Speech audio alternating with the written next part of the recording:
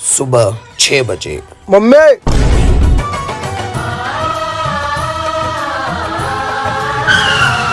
देखा भाग्यवान, मेरा निकम्मा छोरा कितना सुधर गया, सुबह 6 बजे उठ गया है। अरे मेरी बात तो सुनो।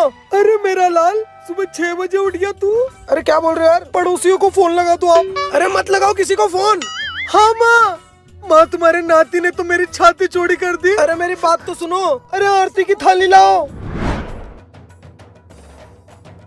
मेरा बेटा। अरे मम्मी मेरी बात तो सुनो। मैं आज मीडिया बुलाकर पूरे शहर को बता दूं मेरा लड़का सुबह 6 बजे उठ जाता है। अरे रुको, न्यूज में मत दो यार। Hello media,